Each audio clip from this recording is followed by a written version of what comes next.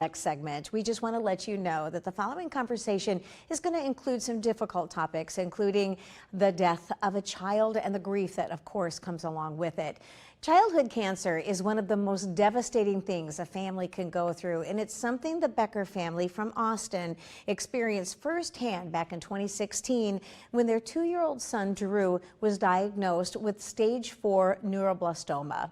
Now, at that time, we were there to cover some of Drew's journey here on ABC6, including a visit from Santa Claus and his Make-A-Wish experience, which was driving a combine. True Minnesotan.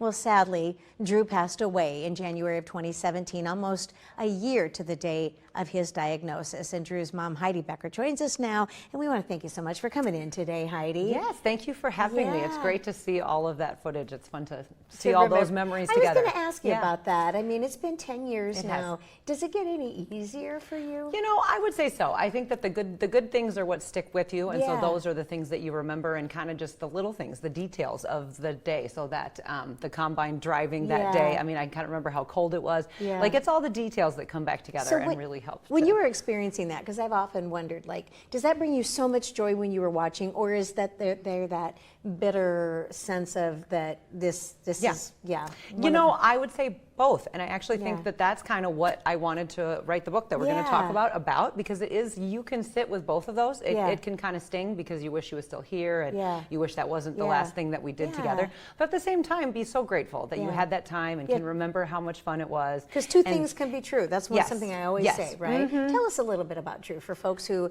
haven't been following along, and I wasn't working at the station at the time, so tell us a little bit about him. Well, Drew definitely, he really did embody the being able to have both, because he had such a joy and energy for life. He was really, look at him. Yes, and that sparkle in his eye, I talk about that in the book. He definitely had just an enthusiasm for any adventure. I mean, even Is that Molly that you're holding? Yes. Oh my gosh, she's a freshman in high school now. Yeah. Look at those beautiful eyes and that smile. And so even if it was just like loading up to go to Walmart, I feel like he was the first to be putting on his shoes and ready to go. And so he definitely had that adventuresome spirit. Yes, but he also had a really soft heart too, and was able to connect with, I mean, whether it was other children being treated at the hospital or his anesthesiologist. And I mean, there was some inside jokes, I guess, that those two had that we learned later on, that they would talk to each other when the medicine was coming up and stuff. So at 2 years old, he really did have a special way of connecting with others. And so, and he had a real trust of those around him and us as parents, and that was a blessing, but then also a real big responsibility when it came to making decisions for his treatment. Oh gosh, that just breaks my heart even talking about it.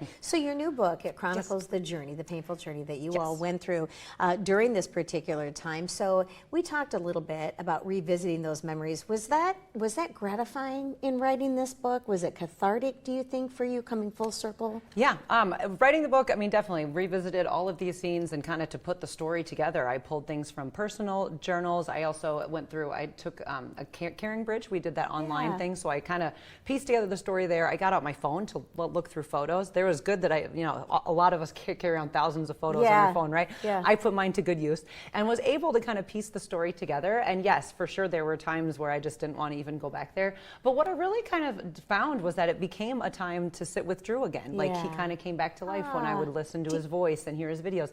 And I was able then to really have that be a special time, and could kind of see it as emotional work for sure, but it was also a comfort. And so, I think do you still feel his presence? Oh, for sure. Yes. And definitely, we'll get to it, but we are doing a nonprofit in his memory. And that's what we're going to talk about. Tell us about it. Yeah, so he, like you said, our family went through childhood cancer 10 years ago when he was sick, and as soon after he died, we had gotten such a useful gift, a collapsible wagon where that kind of closes up like a lawn chair.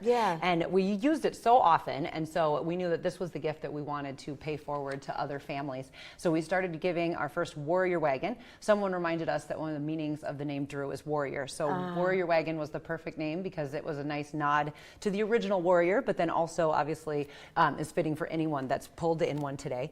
And so we gave that out at Mayo Clinic, and that was kind of how we were able to pay forward and then also give his joy. So you hand these out at Mayo Clinic? Yep. So the wagon that you're seeing, we give the wagon that families can take home with them and use throughout their whole treatment time. And then the items that we include in there are really just stuff that we use all the time when we were in the hospital. And so that's just it. When you're diagnosed with cancer, you just don't know what you're going to need. So things like a full laundry bag, because I mean, really, the hospital is kind of like a hotel, but without any of the amenities. So you kind of have to bring your own things. And the hospital towels are kind of small. Like my husband's 6'3", so he would always have to bring a full-size one that he could actually use. And I mean, you'd be amazed though. Like childhood cancer obviously is something that's so difficult, and would you really think a towel would make a difference? But it's those small things. It is the comforts from home that help you get through each day, and then those days add up for the week, and then it really kind of does. So you have an event coming up, and it is a wonderful event, and we're going to be talking a little bit more about grasping joy and sitting down with folks. We have all that information available on our website